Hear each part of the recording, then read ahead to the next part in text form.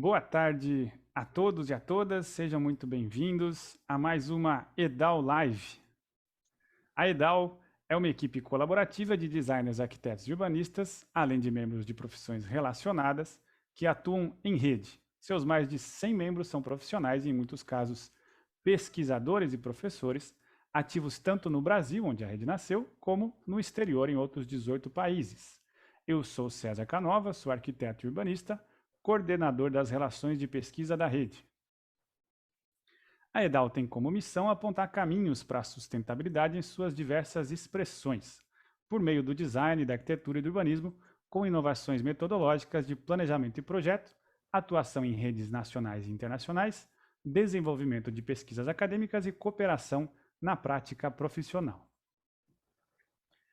Nessa nossa missão, muitos caminhos são possíveis. Hoje, a Cláudia Grangeiro, consultora em design da paisagem cultural da rede, vai nos apresentar mais algumas reflexões. A Cláudia é arquiteta e urbanista e mestre em urbanismo pela UFRJ, fez pós-graduação em gestão de projetos urbanos pelo IHS e em história da arte e arquitetura pela PUC-Rio. Nossa palestrante gerencia e desenvolve projetos de intervenções na paisagem urbana pela Prefeitura do Rio de Janeiro, foi gerente de imobiliário urbano e de paisagem urbana do Instituto Pereira Passos, membro do Comitê da Paisagem Cultural Urbana Carioca e do Comitê da Orla das Praias e da Lagoa Rodrigo de Freitas, do município do Rio de Janeiro. Também colaborou com a preparação da cidade para os Jogos Olímpicos e Paralímpicos Rio 2016 pela Empresa Olímpica Municipal de 2012 a 2016. Se tiver mais alguma coisa ou se eu falei alguma coisa errada, ela me corrige em seguida. Ao longo dos últimos 12 meses, nós tivemos EDAL Lives exatamente como esta, em que alguém provoca as nossas mentes com um tema e a gente segue conversando depois. Todas as apresentações estão disponíveis no YouTube. A primeira delas foi no dia 30 de abril de 2021 e a última deste primeiro ciclo é esta de hoje. Com esse encerramento, vamos dar espaço a novas propostas dos membros da rede e novas iniciativas conjuntas. Uma dessas novidades é o curso Mente e Ambiente, um curso à distância sobre mindfulness nas áreas em que nós atuamos. O curso é coordenado pelo fundador e presidente do Conselho da Rede, Bruno Padovano, e conta com diversos especialistas. Para mais informações sobre o curso, mantenha-se conectado no Instagram @rede.edal ou entre em contato pelo e-mail giovana@gmail.com. Para nossa conversa de hoje, pedimos a gentileza de permanecer com as câmeras ligadas durante a apresentação, para a gente ter noção da plateia. Vamos tomar o cuidado para ligar os microfones somente quando necessário. Fique à vontade para encaminhar mensagens pelo chat. E essa palestra será gravada e disponibilizada no YouTube, mas a conversa que vem depois da palestra é só para quem está aqui hoje nesse happy hour. Prontinho. Cláudia, muito obrigado por ter aceito o convite. E agora eu passo a bola para você.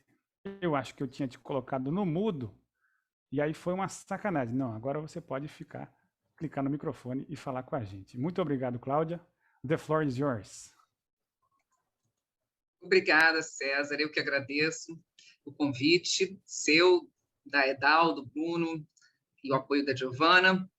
Vamos lá, vou tentar compartilhar a tela agora. Prontinho. Então, agradeço a todos, principalmente a EDAL, pelo convite. Muito interessante esse convívio, essa troca que nós estamos tendo. Eu fui chamada aqui para apresentar e eu estou muito satisfeita porque de apresentar o produto de uma pesquisa de mestrado, né? de um trabalho que eu me debrucei especialmente agora nesses últimos 2 anos de pandemia, que foi para o mestrado acadêmico do ProURB, FAO-UFRJ. E a minha orientadora foi a professora doutora Lúcia Costa, que é uma pessoa, uma arquiteta paisagista muito especial, muito, muito boa, muito afetiva e muito competente em todos os sentidos. Então, nós trabalhamos com a Praia de Copacabana, elementos urbanos na construção da paisagem cultural, posto 6. Quer dizer, o estudo de caso foi o posto 6. Quer dizer, Praia de Copacabana é o tema geral e o olhar, a abordagem foi em cima dos elementos urbanos, até por uma prática que eu já tinha trabalhado muitos anos com a questão do mobiliário urbano. Então, É isso, a Praia de Copacabana é um dos mais importantes ícones da cidade do Rio de Janeiro, né? O lugar de construção de novas experiências paradigmáticas. Ela representa uma ruptura profunda nos modelos de novas de culturas anteriores, né? Modelos culturais anteriores. Ela é uma fonte inesgotável de referências e já embasou uma série de estudos da cultura carioca sob os mais diversos âmbitos. Para essa dissertação, a Praia de Copacabana foi escolhida como foco com o intuito de contribuir para as investigações sobre processos recentes da formação cultural da paisagem.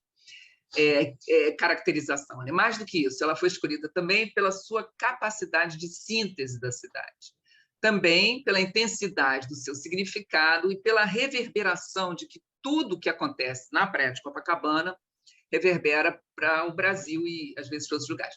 E, mais do que tudo, pelo encanto radiante que ela exerce. Né?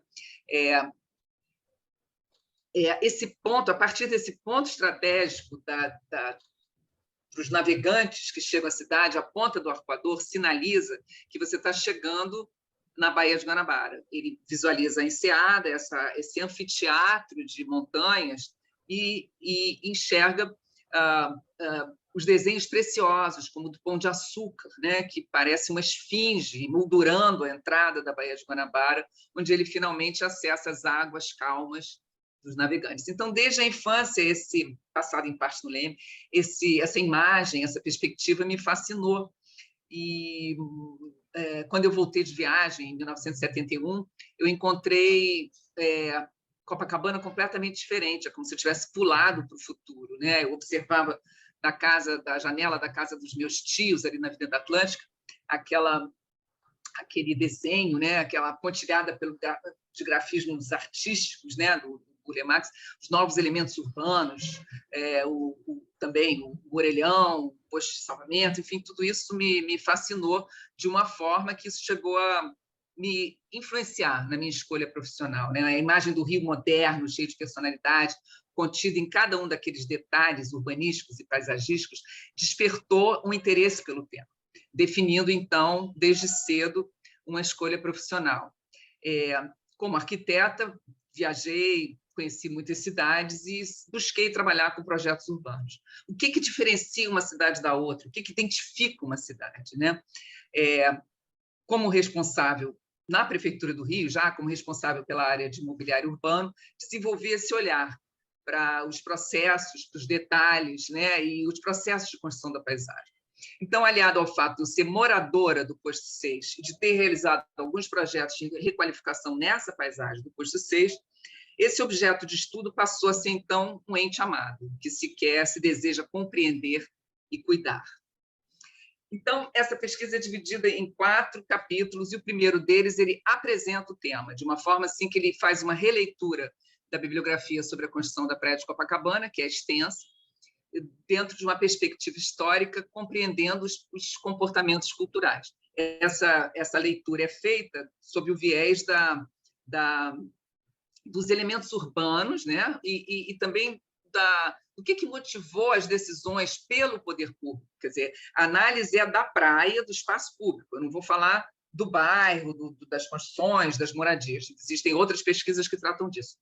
Essa minha está falando da área pública e o que levou a decisão do poder público a investir dessa maneira e não da outra, enfim, é todo esse processo, né? O processo de construção.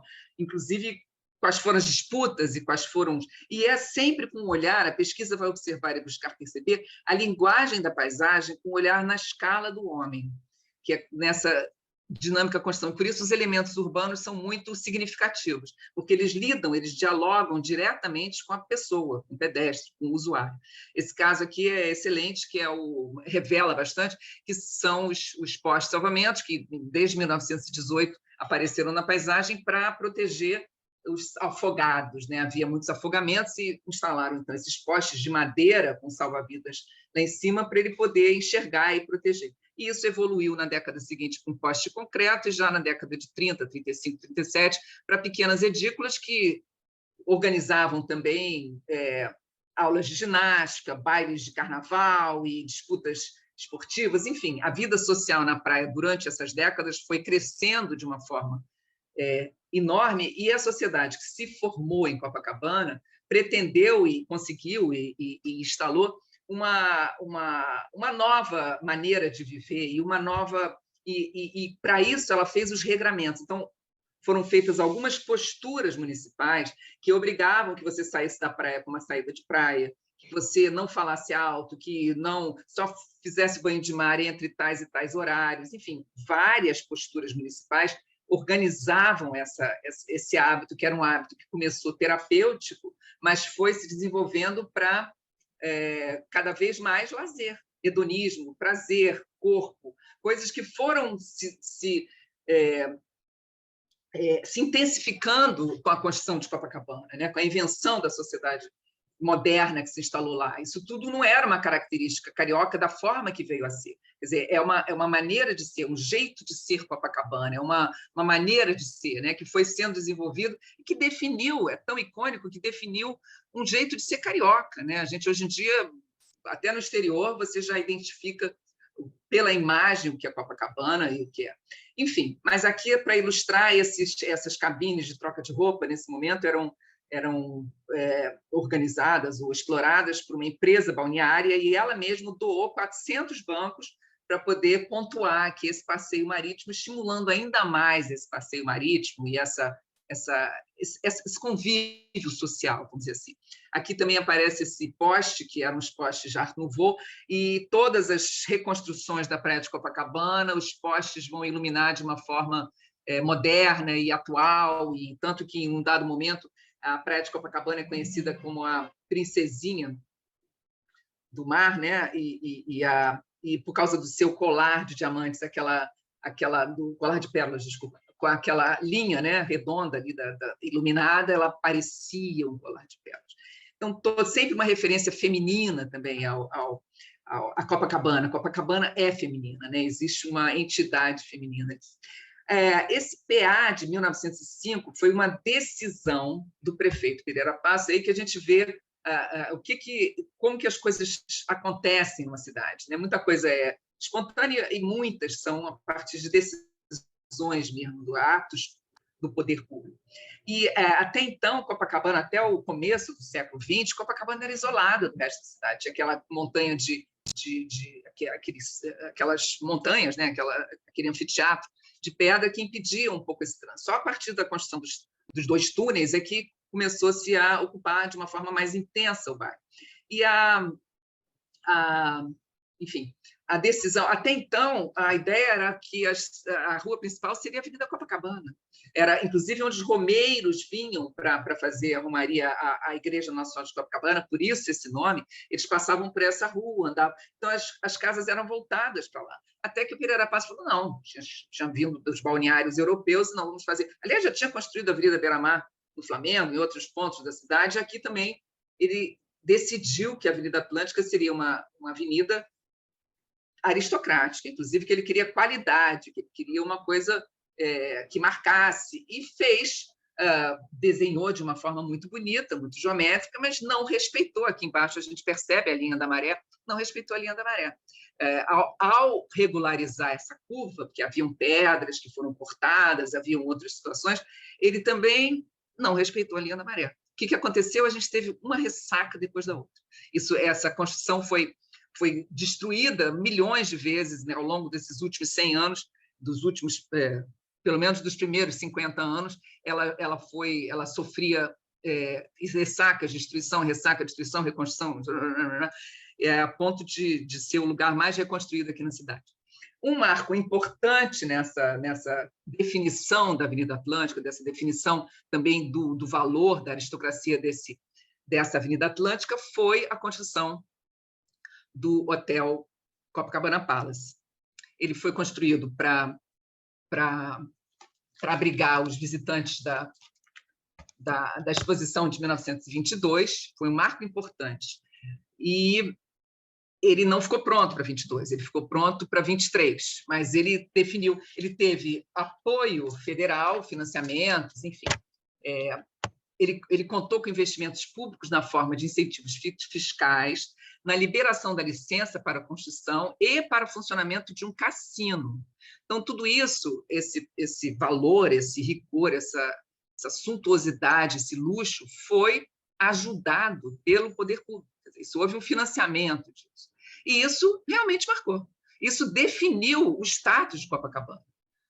Ele elevou o status do bairro, passou a hospedar turistas esperados do mundo inteiro, trouxe um glamour das próximas décadas, o glamour se instalou aqui, o cassino, ele também ajudava isso tudo, naturalmente, com seus shows, com seus eventos festivos, né? E em volta do Copacabana Palace, então, também se inventou um jeito novo de morar em prédios de apartamentos luxuosos, quer dizer, apartamentos luxuosos. Até então, quem queria morar em luxo ia morar nos palacetes, inclusive a beira-mar, tinham vários já, nessa época já tinham vários palacetes à beira-mar. Mas, nesse momento, em volta do Copacabana Palace, o estilo Art Deco predominava, né? E surgiram diversos exemplares cariocas de arquitetura Art Deco, com um jeito bem inovador, vamos dizer assim, bem especial, bem característico. Inclusive a questão da entrada de serviço separada da social, enfim, coisas que foram sendo definidas, inventadas, né? Uma invenção mesmo de Copacabana, um jeito Copacabana de ser. A questão da fruição no espaço público, né? Foi muito incentivada aqui, o próprio Copacabana Palace, aqui nessa imagem de baixo, você vê que já com uma outra relação com a praia, né? E só foi aumentando. A atração por esse jeito de viver, e também explorada pelo mercado imobiliário, naturalmente, né, que anunciava isso como um jeito saudável de viver, as brisas do mar e todo esse apelo comercial que existiu para vender essa natureza, né? Então, é a natureza trazendo, definindo, né, os padrões. E é isso que a nossa...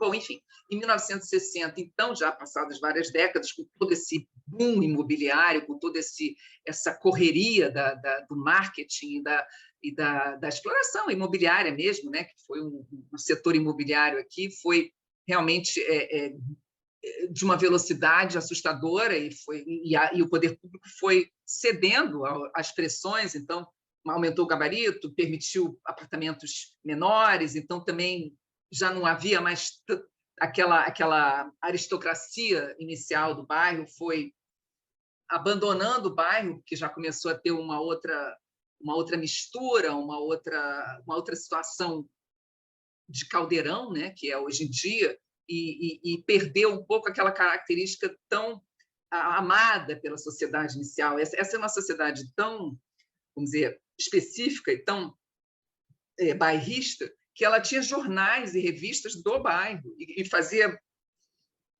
desfile de maiô e enfim, eventos sociais o tempo inteiro para se ver e para se promover. Então, foi toda uma maneira realmente moderna, inventada. Isso aqui a gente rebate, mas é um ponto que é por isso que é tão importante esse estudo, e por isso que todo mundo usa isso para... E ela continua sendo, isso que é interessante também nesse bairro. Mas, hoje em dia, nesse momento, ela virou também um conjunto de problemas, né? Porque o crescimento foi muito rápido, a violência, as ressacas não paravam de jeito nenhum. E aí, por tudo isso, além disso, a gente tinha um problema do esgoto, né? Que a gente precisava resolver. Por tudo isso, os prédios, a murada que se formou, né, em frente à praia de Copacabana, foi uma coisa que, inclusive, mudou a relação da paisagem. Você vê aqui, você já não tem mais a mesma proximidade. Você, daqui da praia, você via os morros. Aqui você já não vê mais. E aqui, menos ainda. Cada vez menos. A gente perdeu essa relação e começou a trazer problemas de trânsito e outros problemas ainda maiores de falta mesmo de espaço, além, lógico, das ressacas contínuas. Então, o poder público decidiu fazer um grande estudo, foram 3 anos de estudo e 8 meses de obra. Foi uma obra, inclusive, exemplar. A Sursan, na época, foi responsável por essa obra. Eu tive a oportunidade de entrevistar os arquitetos que trabalharam nessa obra e foi realmente exemplar mesmo. Tudo já estava pronto, ou pelo menos estava a parte técnica, né, de como que ia ser esse engordamento, foi toda estudada com o auxílio do laboratório de Lisboa, enfim. E aí, com isso, houve a oportunidade de fazer uma nova paginação também do Bullemax. Nós já tínhamos feito o Aterro do Flamengo, já tínhamos feito o Parque do Flamengo, e aqui, então, foi a continuidade dessa paisagem, Pensava-se inicialmente usar o mesmo princípio, mas mudou-se completamente, e aqui foi feito, então, esse mosaico artístico lindíssimo, que você associado com paisagismo, né, com as árvores, com o plantio das árvores. E a gente percebe aqui nessa imagem aqui de cima, em preto e branco, que vamos dizer, o que era rua aqui nessa primeira imagem, se transformou em calçadão. Então, esses 23 metros aqui de rua que existiam agora são esse grande calçadão dos prédios. Esse meio fio aqui, que dá no primeiro a pista de asfalto, é o cais ciclópico. Então, a partir daqui, a gente tinha praia. Então, a gente afastou em 70 quilômetros a praia. Aqui nessa imagem você vê melhor, porque eu botei a mesma foto aqui em preto e branco embaixo para fazer essa comparação. E aqui, então, a gente tinha esse grande estacionamento, né, com esse monte de estacionamento de fuscas, né, que mais tarde foi transformado em ciclovia, a gente vai ver. Também os elementos urbanos que eu já tinha chamado a atenção lá atrás, eles se transformam. Claro que na hora que você afasta a praia, eles foram todos destruídos, e só alguns anos depois, em 1975, Sérgio Bernardes faz, então, esse projeto bastante ousado, moderno, atual, para acompanhar o momento daquele que nós estávamos, da década de 70, e ele, inclusive, propunha que, para sumir na paisagem, para mimetizar, que isso fosse espelhado. Na época, a Companhia de Trânsito não aprovou, que isso poderia refletir a luz do farol, do sol, enfim, e perturbar o trânsito. Mas isso está até hoje na paisagem, claro que repaginado. Hoje, inclusive, tem um banheiro público aqui dentro e ele é mantido, todo esse conjunto. Tem o salva-vidas, tem o banheiro público, e esse conjunto é mantido pela própria concessionária dos quiosques, que existe também a exploração particular, né, privativa, de uma concessão que foi feita para os quiosques. Ele também, o concessionário Rio Orla, então também cuida desse posto de salvamento.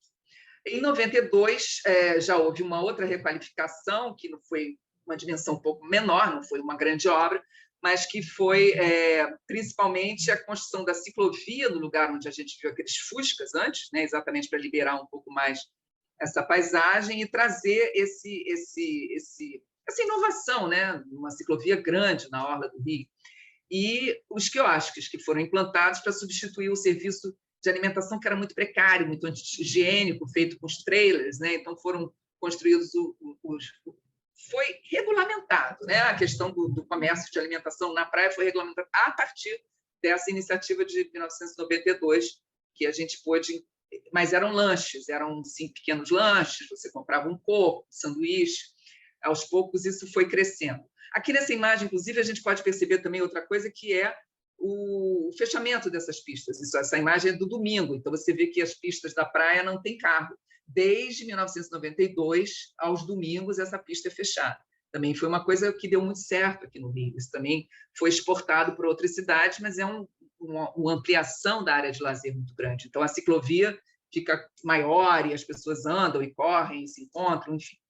Bom, o segundo capítulo dessa pesquisa, ele dá, então, a estrutura teórica da leitura. Ela entrelaça, faz a articulação dos 3 temas principais, que seriam a paisagem cultural, o mobiliário urbano e a praia de Copacabana. Para a paisagem cultural, a gente usou os autores que reconhecem que a paisagem é uma estrutura ativa. Ela não é só um lugar que o homem ocupa, ela influencia o homem na hora da ocupação. Quer dizer, ela tem uma atividade. James Corner diz que a paisagem é ativa, ela participa da construção cultural. E esses autores valorizam os processos da construção, os valores, os significados, entendem que a paisagem é uma biografia inconsciente da sociedade. Então, cada um desses autores, com os seus conceitos, contribuiu com o olhar, com a análise que foi feita.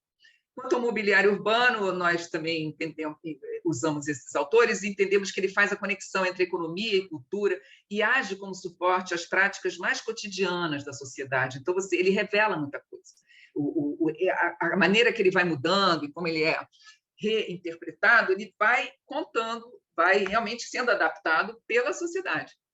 E, em vez de usar o termo mobiliário urbano, a gente optou pelo termo elementos urbanos, porque ele é mais amplo. Os próprios catalães já adotaram esse termo, e nós, aqui nessa pesquisa, ampliamos ainda mais. Ele vai desde o grafismo do piso até a microarquitetura, aqui, no caso, os postos de gasolina, o posto de salvamento, os postes, a carrocinha, enfim, até pequenas arquiteturas como as dos clubes e dos hotéis. Então, nós vamos adotar o termo elementos urbanos. E a Praia de Copacabana, naturalmente, foi bastante estudada por historiadores do Rio de Janeiro, alguns que tratam especificamente da Orla e outros do bairro de Copacabana. Então, tudo isso foi lido, foi discutido, foi trazido para essa discussão.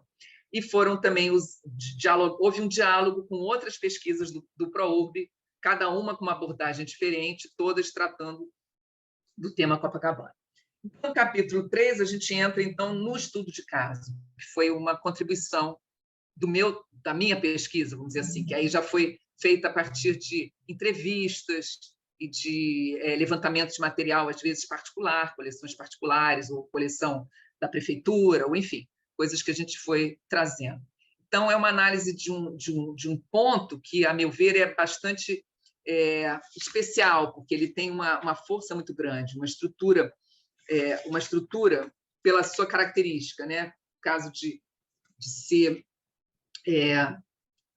ele tem uma situação estratégica, né? Na verdade, ele tem um poder de gênese dessa paisagem impressionante. Esse acidente geográfico aqui, a ponta de Copacabana e a ponta do Arpoador, ele foi considerado pelo LINEC,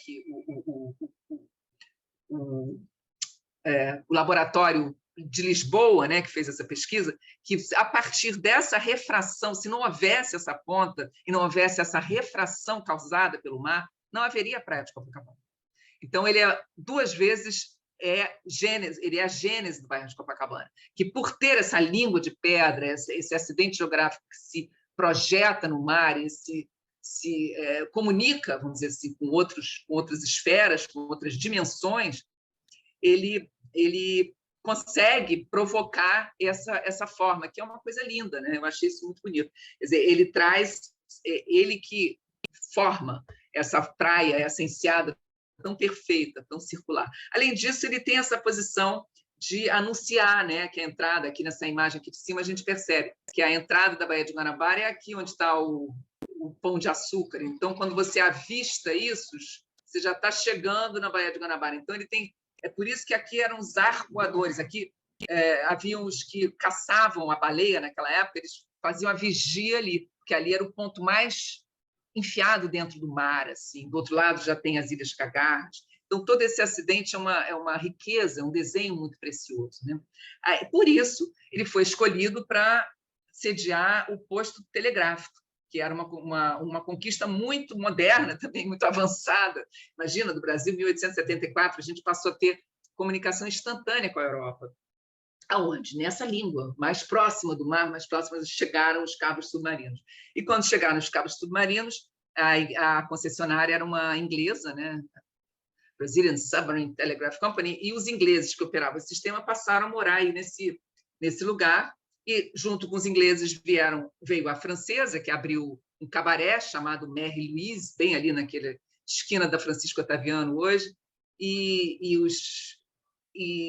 havia a igrejinha, enfim, esse lugar virou um lugar de encontros, um lugar de festa, um lugar de confraternização e de hedonismo, de quem vinha para cá para visitar a igreja, porque nessa ponta da pedra havia a igreja de Nossa Senhora de Copacabana, que também deu origem ao bairro, por isso que esse lugar, esse acidente geográfico é reconhecido nessa pesquisa como que dá a gênese ao bairro, né? Que ele tem um poder de não só pelas suas linhas da natureza, como que vem acontecendo desde então, né? Quer dizer, a igrejinha de Copacabana, ela começou uma capela, uma ermida pequena, e ela foi crescendo, crescendo, crescendo, porque ela atraía muita gente. Vinha gente de toda a cidade, tanto que o caminho de Nossa Senhora de Copacabana se chama Nossa Senhora de Copacabana, porque os romeiros vinham da cidade inteira para rezar para Nossa Senhora de Copacabana, que ela era tida como muito milagreira, e ela tinha um dia no ano, que, enfim, era o dia da procissão, e as pessoas vinham fazer esse passeio, e dormiam aqui, então tinha lugar para hospedar os romeiros, e aí junto ao cabaré Mary Louise começou a abrir um hotel atrás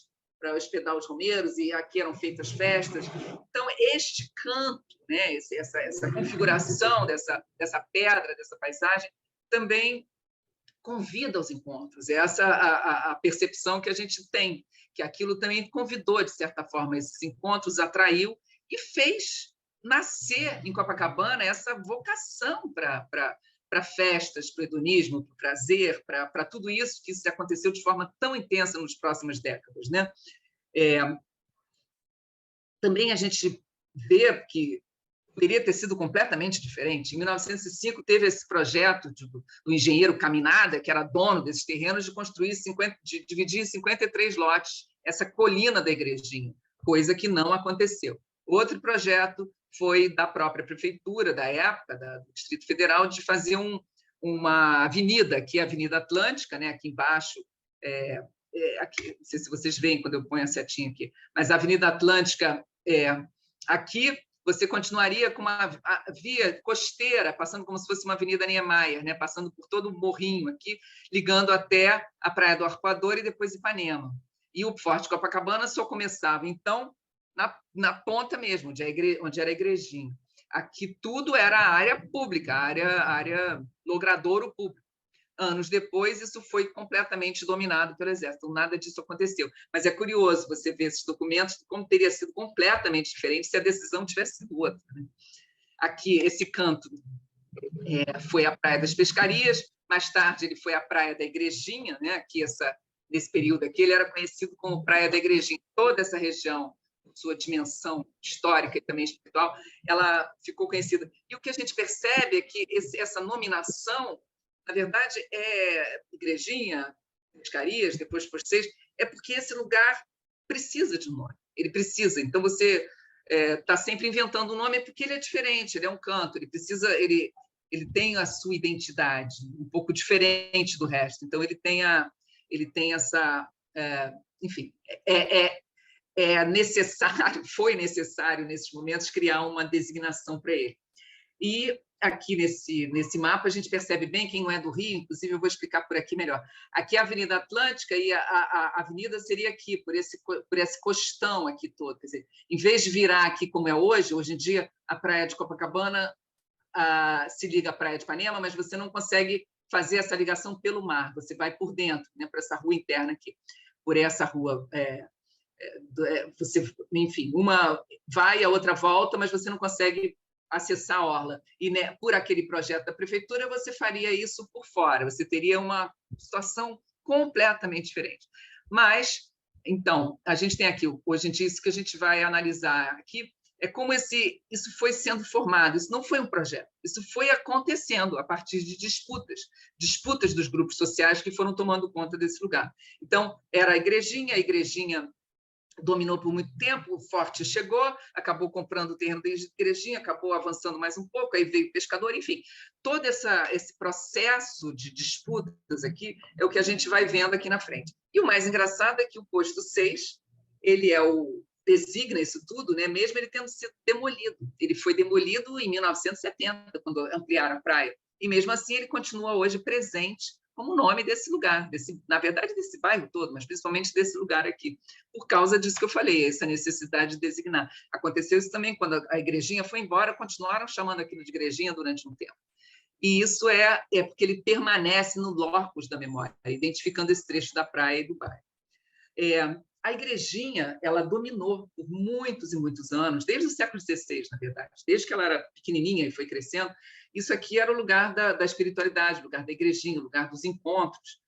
E, em 1914, o Forte resolveu voltar a construir, que ele já tinha começado uma construção de um forte aqui, tinha parado. E, em 1914, ele voltou, conviveu um tempo com a igreja na frente. Você vê que a igreja, nesse momento, aqui nessa imagem de cima, a gente vê, já não é mais uma igrejinha, ela já tem casas para os romeiros, ela já tem um segundo andar, ela foi ampliando de tal forma, porque isso aqui era uma visitação intensa, principalmente nos fins de semana, não precisava nem mais ser dia de santo. As pessoas vinham, passavam 2 dias, 3 dias e voltavam.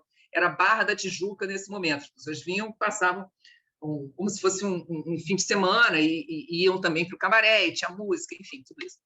E aí o Forte, em 1918, resolve comprar o terreno da Igrejinha e tira a Igrejinha daí. E o bairro não se conforma. Os moradores do bairro, que já estava bem grande o bairro nessa época, eles têm uma religiosidade muito grande e eles queriam, de qualquer jeito, que a santa voltasse e que a igreja voltasse, e isso tudo é detalhado aqui na pesquisa, não vou trazer aqui os detalhes, mas isso foi detalhado porque isso voltou, criaram uma outra irmandade lá na Siqueira Campos, mas depois, finalmente, nos anos 70, construíram uma igreja aqui na Francisco Otaviano, mas bem longe da praia, que não era o desejo dos moradores, eles queriam que tivesse a relação com a praia. Mas isso faz parte da história, da essência do bairro, da essência desse lugar. E o Forte chegou e dominou. Então, hoje ele tirou um pouco vamos dizer assim, da dramaticidade, da espiritualidade desse lugar. Mas, por outro lado, ele preservou, né, esse lugar. Se ele não tivesse também ocupado toda essa costa, talvez a gente tivesse com essa ocupação de uma forma que já não tivesse mais resquícios de tanta natureza, por um lado. Aí a gente só pode supor que não foi o que aconteceu, mas a verdade é que o Exército ainda não domina boa parte. Bom, nesse canto onde houve o Cabaré Mary Louise, bem aqui nessa esquina, também, anos depois, naturalmente, a partir da década de 30, 30 e tantos, foi construído o Cassino Atlântico, e também trouxe muito glamour e muita festa, mais ainda, aí tudo cresceu mais ainda. E depois que ele foi embora, o Sassaricando, o baile Sassaricando aconteceu aqui. Depois que ele foi embora, isso foi ocupado pela TV Rio também, trazendo outro tipo de buchicho para esse lugar. Enfim, é um lugar que abriga, a conclusão é essa, que isso aqui abriga, convida, né? Não digo abriga, lá convida a essa festa, esse encontro, é um ponto de encontro, é um ponto e também vamos dizer, dessa comemoração, de certa forma. Bom, isso já teve milhões de fases. Hoje nós temos um hotel 6 estrelas, que é o Fairmont, que reformou isso tudo, e o shopping embaixo faz referência à sua história, relembrando como Cassino Atlântico, né? Então, são coisas que vão ficando, fragmentos de memória que vão ficando na história, na memória coletiva. O Clube Marimbás também tem uma história muito curiosa, que, do lado dos pescadores tradicionais, eles criaram um clube de pescadores aristocratas, ricos. Inclusive, um deles, fundadores, era o Roberto Marinho. Eles faziam caça submarina e conseguiram esse pedaço de terra, de uma forma também, enfim, do que as coisas aconteciam nessa época. Eles conseguiram esse pedaço da praia e construíram um projeto com o primeiro croquis do Lúcio Costa. Era uma coisa, eu achava chique. Era uma construção moderníssima, totalmente avançada, avant-garde para aquele momento, e conversava, dialogava com os postos de salvamento, que foi uma coisa bastante intensa e bastante, vamos dizer assim, presente, né? Marcou muito esse lugar e está lá até hoje, sobreviveu até hoje, claro que bastante diferente, mas sobrevive até hoje como um clube. E o Exército, por sua vez, foi conquistando ao longo desses anos uma área maior. Também a colônia de pescadores, ela convive, ela é um dos originários, até não falei no primeiro momento, mas ela estaria lá naquele começo, né, do bairro. Ela vamos dizer assim, eles existiam nesse lugar muito antes do bairro começar a ser formado. Isso é um ponto das pescarias, é um lugar que convida. Então, as pessoas que moravam aqui tinham esse hábito de pescar, e elas foram sendo incorporadas. O bairro foi crescendo, a burguesia, a classe média, enfim, eles, de alguma forma, conseguiram permanecer e se incorporar. Tanto que os primeiros salva-vidas de Copacabana foram escolhidos entre os pescadores, porque os pescadores tinham essa conhecimento, essa experiência. Então, os pescadores conseguiram, eles foram inteligentes, eles foram resilientes. O tempo, as mudanças foram acontecendo, e essa foi um projeto que eu acho que foi um bom exemplo. A gente também analisa o que foi bem resolvido, o que não. A população reclamava um pouco, porque era um pouco bagunçado, tinha aquelas construções de madeira, Então, essa foi uma solução desenvolvida junto com Parques e Jardins, na época, né, Departamento de Parques, em que foi feito um rink de patinação em cima e embaixo, bem ali naquele cantinho, embaixo 24 cabines, uma para cada pescador guardar os seus pertences e os barcos ficaram ali. Então, você tem um convívio social do bairro em cima, e embaixo isso fica, inclusive, bucólico. Você fez disso um belvedere, um mirante, enfim. Então, essa foi uma solução, em 1965, foi uma solução muito interessante, muito boa para para convivência, né? Para amenizar esse conflito entre as partes. Havia também um pequeno conflito entre eles e o Marimbás, enfim, tudo isso é disputa, né? Disputa de quem que vai pegar o pedaço. Os pescadores, na ampliação da praia, em 1970, por pouco não perdem também espaço. Haviam alguns que queriam que eles fossem finalmente embora, então agora não tem mais lugar para eles. Só que não, eles conseguiram, junto ao governo federal, a licença, construíram aquele prédio, um prédio sextavado que está lá até hoje, e ocupavam a área em torno de uma forma um pouco desorganizada, até que, em 2008, o César Maia era prefeito, e ele, então, encomendou essa reforma, que a gente organizasse a venda de peixe de uma forma um pouco mais higiênica, fizesse um lugar para eles fazerem as celebrações, porque sempre teve muita religiosidade também nesse lugar. O São Pedro é o padroeiro dos pescadores, e essa imagem é impressionante, como as pessoas vão lá até hoje, botam dinheiro ali nessa urna, existe uma religiosa, então são feitas celebrações aí nesse lugar. Enfim, então eles foram considerados, nesse momento de 2008, utilidade pública. Então, eles não puderam ser retirados desse lugar, porque esse cantinho é dos pescadores. Isso é uma conquista também, né?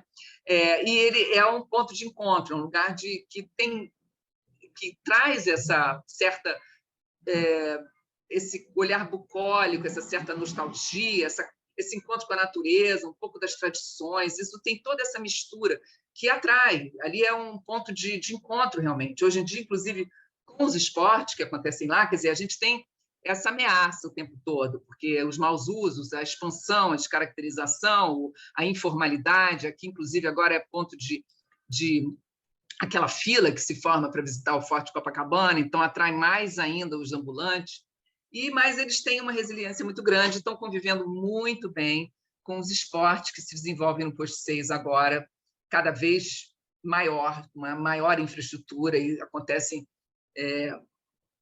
outra atividade, vamos dizer assim, usos e atividades que vão surgindo, né? É muito criativo tudo isso, é muito economicamente interessante, então os usos e atividades vão trocando, vão aparecendo, os modismos, né? Copacabana é feito disso, a gente vai criar esses últimos, todas as décadas de formação, é um atrás do outro, e agora os esportes na praia ganharam um vulto muito grande, e os pescadores conseguem transitar com isso, e é um ponto que realmente favorece esse encontro. Então, ali, pelos esportes, pela pescaria, você tem uma convivência pacífica ali entre o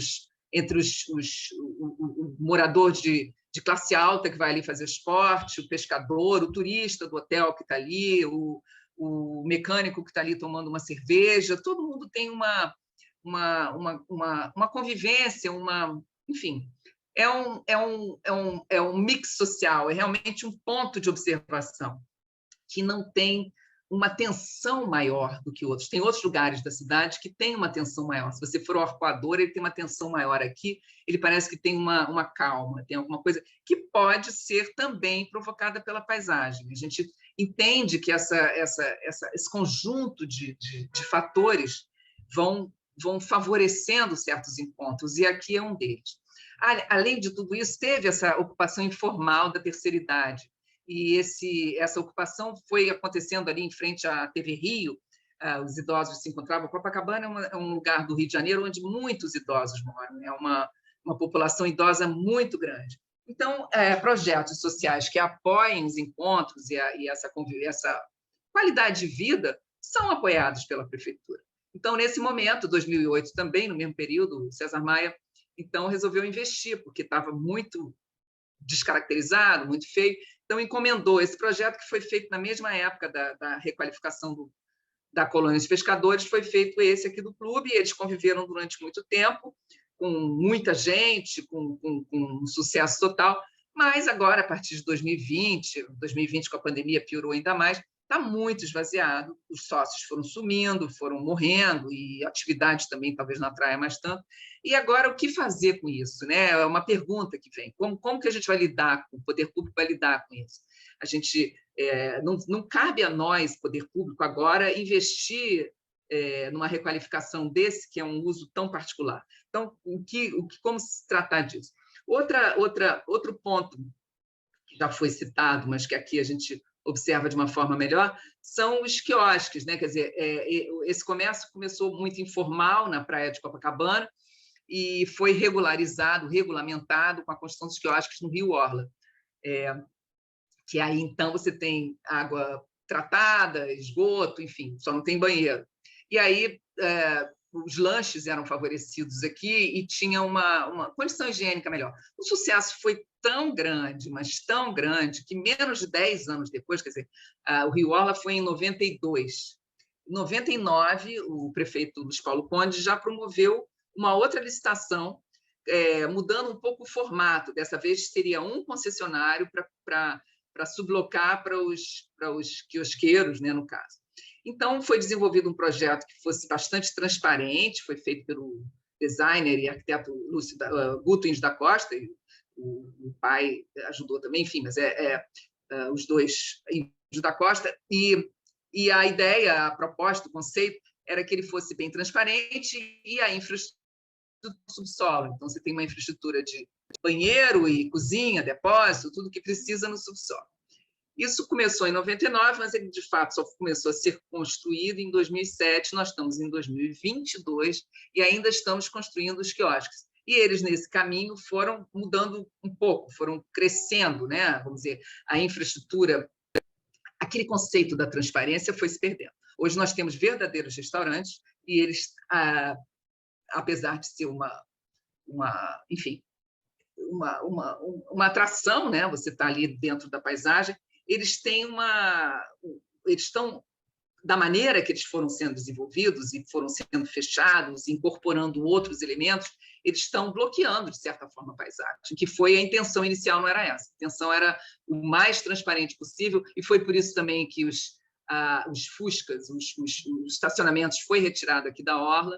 Então, a gente tem que prestar atenção nisso para não acontecer o que aconteceu com o muro dos prédios, né? A gente fez um muro realmente enorme, que você não consegue mais ver nada, e depois teve que esticar a praia, você teve que avançar com a praia para poder dar conta disso que aconteceu. Aqui a gente tem também a maquete do projeto em 99, como é que ela era, um ombrelone para uma mesa, hoje você tem um ombrelone desse para 4 mesas, né? E isso aqui era uma situação mais aberta, mais flexível, e isso aqui é 2008, e depois ele foi incorporando outros objetos cada vez mais. Bom, enfim, isso é só para a gente pensar. Mas e a gente vê, né, como é que a gente vai fazendo as coisas. Na verdade, isso aqui é uma análise dos processos, e a gente vai entendendo esses processos. Quer dizer, o poder público, de um lado, a pressão do outro, os grupos sociais brigando entre si para conquistar mais um pedaço ali naquele cantinho. Teve também o Salvamar, teve também a Colônia, enfim, teve milhões de disputas que eu nem detalhei aqui. Mas o desenho da paisagem busca da forma, o conceito incorpora a memória coletiva, isso que a gente está trazendo aqui, né? Então, o Peter Jacobs, ele faz uma análise muito interessante e ele faz essa pergunta: quais serão os ícones do nosso futuro? Como é que a gente, né, projeta, como é que a gente sabe que a gente está acertando a ponto de transformar isso? Aí provocou um pouco essa reflexão ao contrário, né? Não que tenha sido capaz de responder a todas, mas é isso que está aqui contido nessa pesquisa. Como teriam sido projetados alguns dos ícones contemporâneos cariocas? O que permaneceu de essencial na paisagem? No caso dos pescadores, a gente vê que alguma coisa permanece ali. Eles permanecem, alguma coisa permanece ali naquela paisagem, alguma essência ficou ali. E como fruto da memória coletiva, até o nome do Posto 6, até o nome do Cassino Atlântico, qual a história que ela nos revela de nós mesmos, né?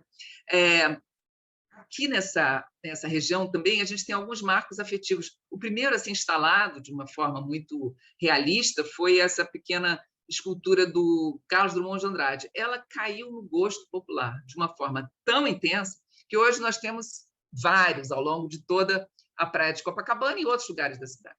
Mas essa relação direta com a pessoa, né, com o pedestre, com quem está passando, ela é muito atraente, e principalmente o turista brasileiro, ele reconhece o Dorival Caymmi, reconhece o Milor Fernandes, reconhece o Carlos Drummond de Andrade. E outra coisa também que mudou bastante essa paisagem foi, naturalmente, as bicicletas, né, que trouxeram uma outra dinâmica. A partir de 92, com a criação da da ciclovia, e depois, de 2008 também, na mesma época do conjunto da Colônia dos Pescadores e do Clube Recreativo, foi inaugurada a primeira estação de bicicletas públicas, a pedido do César Maia. Ele estava com isso na cabeça, tinha visto em Paris, o Vélib, e pediu, encomendou isso, e nós, na época, achamos loucura, não vai dar certo, vai ser muito difícil isso dar certo aqui no Rio, e ninguém acreditava, mas ninguém. Eu posso falar de cadeira, porque eu fazia esse trabalho e todo mundo falava assim, não vai dar certo, vão roubar, vai ser um horror, isso não vai dar certo no Rio de Janeiro. E a gente inventou esse sistema em que só teria uma publicidade aqui na roda, então demorou muito para algum empresário entender que isso era um bom negócio. Demorou muito, demorou 3 anos, até que veio um banco e apostou nessa ideia e o negócio bombou. Hoje em dia, a Bike Rio foi rebatizada e foi totalmente... já está na 4ª ou 5ª geração, agora 23 vai ter a 5ª geração desse contrato, tanto que foi a expansão cada vez maior, a demanda foi crescendo e é um sucesso. Na verdade, é um case de sucesso. O Rio de Janeiro, em relação a outras cidades. A quantidade de uso, porque a cidade se presta muito a isso, né? É uma cidade plana, uma cidade que não tem frio, não tem neve, não tem grandes ladeiras, então ela é muito adequada, tanto para o lazer quanto para o trabalho. Curioso também é que o Português guarda fragmentos de memória, né? O grafismo do piso é o ícone dessa paisagem, é fortíssimo. E ele, inicialmente, a partir de 19, 20, ele foi construído dessa forma perpendicular, o desenho do piso era perpendicular, e trazido do modelo português, né? O Mar Largo, era importado de Portugal esse desenho. Então, a gente ainda encontra pedaços desse desenho aqui dentro de uma área que era área pública, que agora está incorporada, está ali no... Enfim, o Exército fechou, mas a gente vê que o pórtico do forte está aqui atrás, é que o Exército foi esticando, chegando para frente a grade dele. Então, essa praça, ela mantém a reurbanização de 1919, por isso que ela tem essa forma da onda. Já em torno do Clube Marimbás, você encontra o mesmo piso da calçada de 1950, que é a calçada de 3 metros de largura, com a onda paralela ao meio-fio, que até hoje ninguém sabe quem teve essa brilhante ideia de virar a onda, e a gente entende, né, a partir das pesquisas que foram feitas, que isso foi feito aos poucos. Havia uma ressaca, então reconstruiu um pedaço. Havia outra ressaca, reconstruiu outro pedaço. E numa dessas, reconstruíram um pedaço de forma longitudinal, e isso foi sendo refeito, e isso caiu hoje. Foi, aos poucos, tomando a praia, embora ela não tenha conseguido até o final, quer dizer, não houve como houve em 1970, uma construção feita de uma vez só. Isso foi, realmente, tomou boa parte da praia de Copacabana, mas haviam, até 1970, isso relato 2 arquitetos que trabalharam nessa obra, que não era contínuo, tinha trechos onde não era assim a calçada. Mas essa calçada, ela, estourou, porque ela fez a iconicidade dessa paisagem, ela sintonizou com a paisagem, ela conversou com a paisagem, ela realmente lembra as ondas do mar chegando aqui até a calçada. Alguma coisa ela pescou, sintonizou e revelou o espírito do lugar e se tornou o ícone da cidade. Se tornou de uma forma tão intensa que, na reforma de 1970, não havia dúvida de que ela seria usada, não havia dúvida nenhuma. Tanto que ela foi reinterpretada, redimensionada, mas não havia dúvida de que na calçada da praia ela seria utilizada. E nas outras 2 calçadas manteve-se também o padrão de pedra portuguesa, claro que com desenho bastante diferenciado, um painel artístico, né, o maior land art do mundo, né, que são 4 quilômetros de arte aplicada ao piso, mas é uma criação específica. Aqui, um padrão, e esse padrão foi reinterpretado de uma forma muito inteligente, muito sensível. Ele foi reinterpretado a partir do mesmo princípio, mas com mais vamos dizer, ele foi aumentado, que a calçada passou de 3 para 9 metros, e usou-se, então, a geometria, ele foi mais geometrizado, usou-se o compasso nesse desenho, né? E, com isso, ele ganhou uma modernidade, ele ganhou também uma continuidade, um movimento, ele ficou ainda melhor, ele ficou ainda mais forte e mais adequado àquele momento. Isso que eu estou dizendo, ele não é que ele tenha... O outro era maravilhoso e ele foi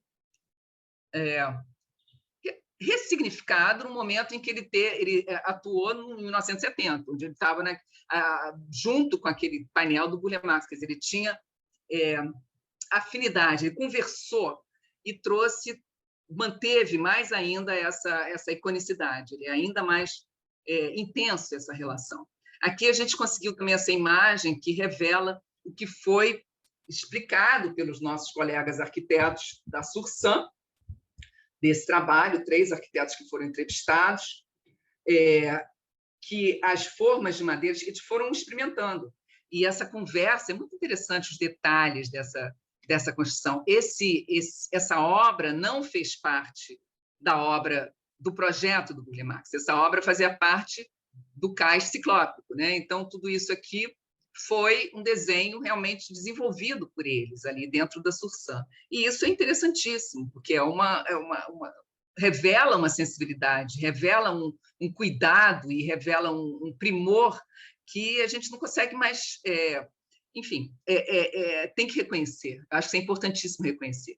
Inclusive, alguns detalhes de como isso foi construído, de como que as decisões da forma, da cor, ajudado também pelo Lúcio Costa, porque o Lúcio Costa foi o primeiro que conceituou essa orla toda. O Burle Marx veio com o projeto paisagístico das Pedras Portuguesas, que é maravilhoso. Então, esse conjunto todo hoje conversa muito bem e tem uma identidade absolutamente estabelecida. Isso tudo foi reconhecido em 2012 como Patrimônio Mundial da Humanidade. Não só esse conjunto, mas o conjunto do Parque do Flamengo, enfim, Pão de Açúcar, enfim, um recorte grande. Mas essa área foi reconhecida pela Unesco como Patrimônio Mundial, patrimônio da paisagem cultural urbana.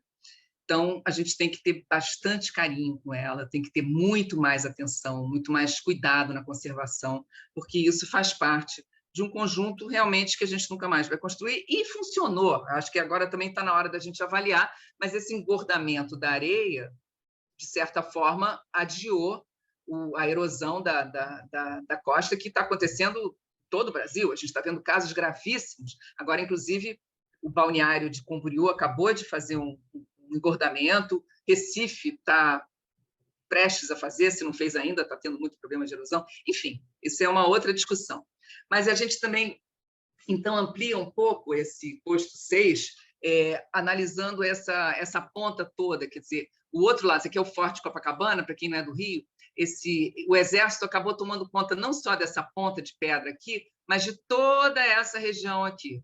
Ele foi avançando nos anos 70, 60, 70, enfim. Isso aqui era ditadura militar, e eles foram entrando, e isso aqui tudo virou área militar. Alguma parte foi vendida para empreendimentos imobiliários. Essa parte que está marcada aqui, do Parque Garota de Ipanema, o Exército chegou a aprovar a construção de 8 prédios aqui nesse terreno. Mas a sociedade fez um movimento muito grande e conseguiu, com o prefeito Marcos Tamoio, que fosse, então, transformado em um parque. E isso garante, hoje, um acesso público a essa ponta do Arpoador, que é uma dos grandes pontos turísticos do Rio de Janeiro. Isso aqui é muito famoso e muito visitado, e é um ponto protegido hoje tem proteções, mas esse parque foi fruto, então, desse movimento popular, que é muito interessante, porque numa época em que a ditadura militar ainda estava acontecendo, né? A gente ainda estava aqui foi um ganho incrível. A troca que a prefeitura fez foi de construir o clube militar para eles lá em Brasília. E ele tem um significado muito importante. Quer dizer, essa área aqui manteve-se a vegetação nativa, e a continuidade aqui, que ainda é do Exército. Enfim, é um parque bastante problemático, porque ele tem muita vulnerabilidade. Essa área aqui em cima ninguém enxerga, então pode acontecer o que quiser, porque ninguém está vendo. É muito difícil de ter uma boa segurança, uma boa gestão, mas, de qualquer maneira, é público, é aberto, é natureza, e precisa-se melhorar essa gestão, inclusive conversando com esse outro lado do Exército, porque isso aqui precisa realmente ser tratado como ele é, isso é uma área de proteção, isso foi instituído como área de proteção das pontas de Copacabana nos anos 90, e ele tem todo um zoneamento, e depois também houve o tombamento do IPHAN, o tombamento do INEPAC. Então, hoje existe um mosaico de leis, uma estrutura muito boa, um arcabouço jurídico de leis de proteção dessa paisagem que fornece uma base a ser aprimorada para a gestão mais atuante, efetiva e comprometida dos espaços públicos. Nesse caso, a gente precisa juntar esforços da sociedade civil, do poder público e da iniciativa privada, para a gente realmente conseguir integrar recursos da regeneração dessa paisagem, que também, nesse momento que há essa ruptura aqui desse terreno com o Exército, você perde você, inclusive, não consegue entender, é muito difícil para alguém que não é do Rio entender o que está acontecendo aqui. Ela não pertence ao tecido urbano. Você, para ter uma leitura disso, precisa realmente ter um olhar mais holístico, um tratamento mais holístico. Talvez fazer uma ligação marítima, enfim, muitas coisas podem vir a acontecer aqui, e de uma forma que seja respeitando seus limites. Existem estratégias para que essa conquista ambiental, não deixando de ser uma conquista ambiental, quer dizer, vamos agradecer que o Exército tomou conta dessa área e isso não foi loteado como ia ser pelo Pedro Camada em 1905, ou construir aquela rua. Então, já que está aqui, seria muito bom se a gente conseguisse integrar isso de uma forma mais oferecendo mais uma frente marítima para a cidade, que pudesse ser, nem que fosse uma vez por dia, como acontece com a pista Cláudio Coutinho, que você abre e fecha, né? Uma pista que tem ali na Praia Vermelha, perto do Pão de Açúcar, onde as pessoas caminham e depois ela é fechada, é uma aberta ao público em determinadas horas do dia. Isso é muito interessante. Enfim, isso tudo é uma conversa longa e comprida, mas é para a gente revelar que essa paisagem realmente tem uma magnífica, uma grandiosidade que muita gente não conhece, sequer conhece, porque ela é voltada para o outro lado. Por sorte, nós conseguimos conquistar, a sociedade conseguiu conquistar aquele pedacinho de parque. Bom, aí começam esses conceitos, né, mais contemporâneos, que Copacabana está sempre se reinventando e há uma necessidade, parece, da cidade de tratar Copacabana, porque é o ponto de inovação e é o ponto importante da cidade, muita gente mora lá, muitos turistas vêm para cá, é um ponto realmente icônico da cidade. Então, as discussões hoje geram em torno de aumentar a área permeável, de aumentar a área para bicicletas e pedestres, você vê que a gente já faz isso desde os anos 90, mas continua precisando de mais. A bicicleta, hoje em dia, realmente estourou no Rio de Janeiro. Essa pandemia, então, a questão da Bike Rio e bicicletas elétricas e bicicletas, enfim, tudo.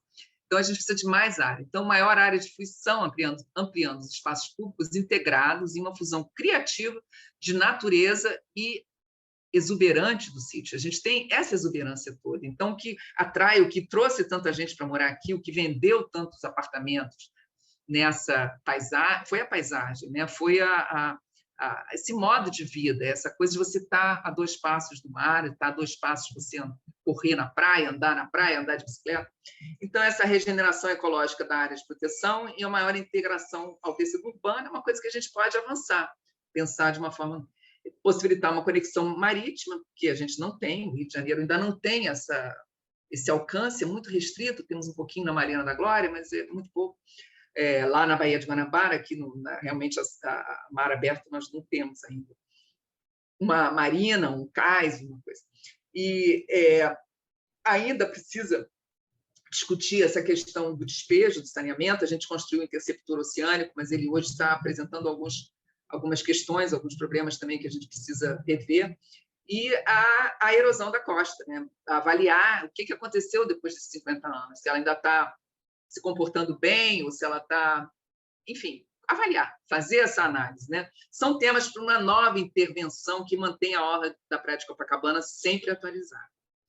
As considerações finais dessa pesquisa são essas, quer dizer, a gente reconhece a vitalidade dessa paisagem, que é super complexa, e as pressões, os desafios para a integração da diversidade dos valores humanos. E o valor que essa compactação tem. Quer dizer, hoje os conceitos do urbanismo pregam a cidade compacta, a cidade de 15 minutos, a gente fazer... Copacabana é tudo isso. A gente tem metrô, a gente tem ônibus, a gente tem bicicletas, ciclovias, tem tudo, tem serviços, qualquer serviço, qualquer comércio, tem apartamentos mínimos, kitnets, tem apartamentos enormes, palacete na praia de Copacabana, você tem de tudo, tem favela. Então, realmente uma cidade onde tudo é realmente um caldeirão, é um verdadeiro caldeirão. Isso que afastou a aristocracia dos tempos, né? Em algumas décadas elas foram embora procurar outras paragens, Barra da Tijuca, Leblon, Ipanema, enfim. Hoje atraente de novo, porque as pessoas estão, de certa forma, para algum público, claro que não é para todos, mas ela resume um pouco desse conceito que a gente hoje espera e procura numa cidade. Em vez de espraiar para todos os lugares, a gente tem tudo aqui. Essa compactação, na verdade, ela é super democrática, ela é super confortável em um certo momento, também desconfortável em outros, enfim.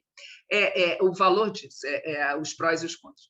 Mas também essa pesquisa ela discute os usos e as apropriações do espaço público, quer dizer, como uma forma efetiva de solução urbanística para perceber em que medida elas agregam função à paisagem cultural, incorporando o conceito de movimento. Quer dizer, a gente percebeu que é tudo muito rápido, tudo muda muito rápido. Os quiosques mudaram rapidamente, o posto de salvamento mudou rapidamente.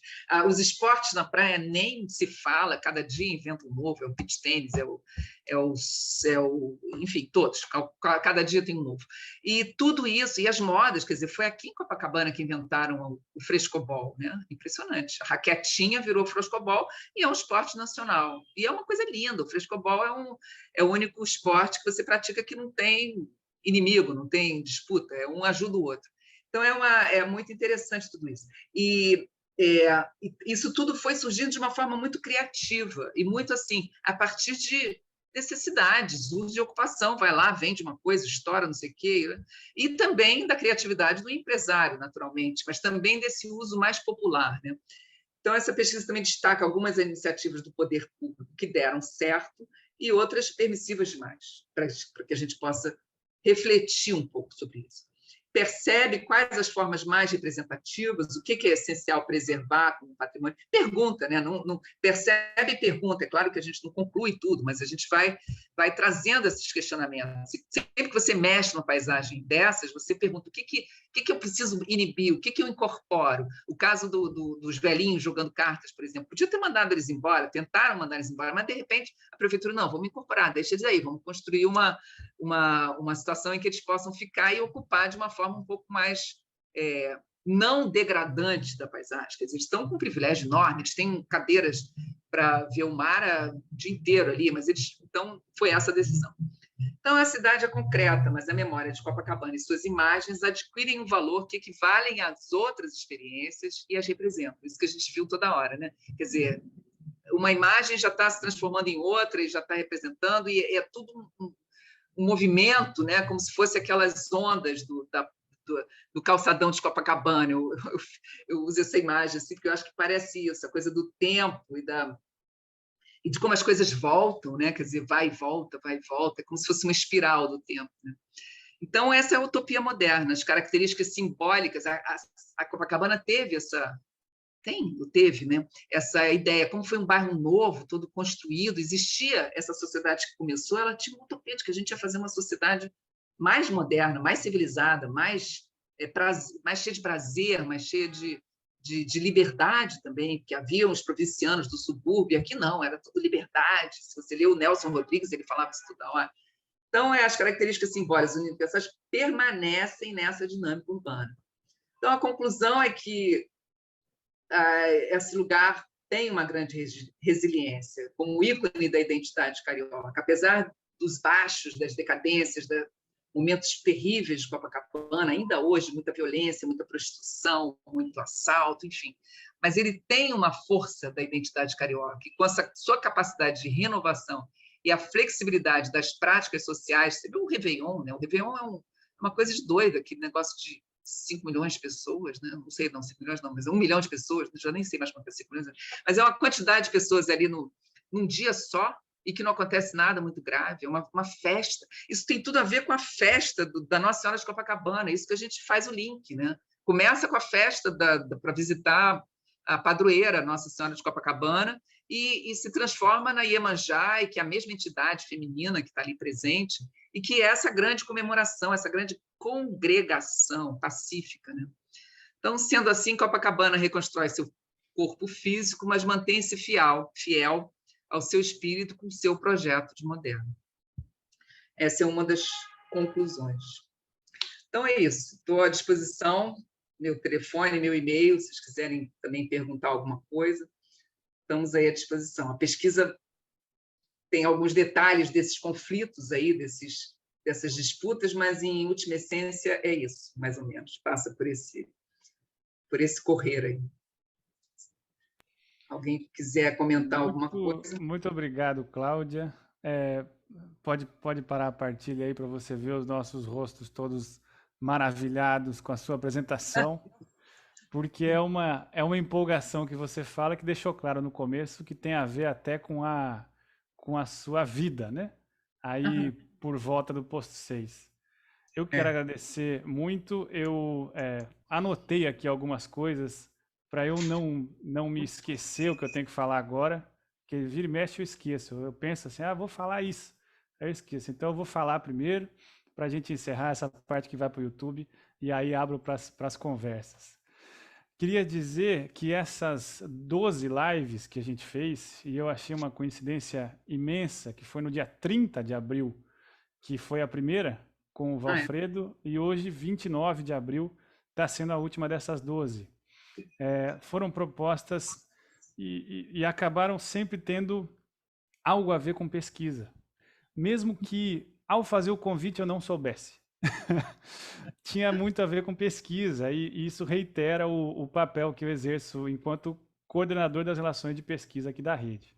E eu quero agradecer ao Bruno Padovano, ao presidente Valfredo, pela confiança que depositaram em mim, pelo apoio a essa iniciativa, e ao Bruno, especialmente, eu quero agradecer a indicação da Cláudia Grangeiro para ser a 12ª palestrante. Essa palestra, Cláudia, une diversas escalas da paisagem. A pesquisa e a prática da Cláudia, muito bem apresentada nessa fala brilhante, passeiam pelo patrimônio, pelos planos urbanos, pelas calçadas, pela complexidade, pela criatividade, todos temas trabalhados em outras lives desse primeiro ciclo. E além disso, Cláudia, você ainda mostra maneiras de configurar os espaços com base no significado e na memória, aliando interesses públicos e privados. E isso é algo que a EDAL está pronta para fazer com seus diversos especialistas.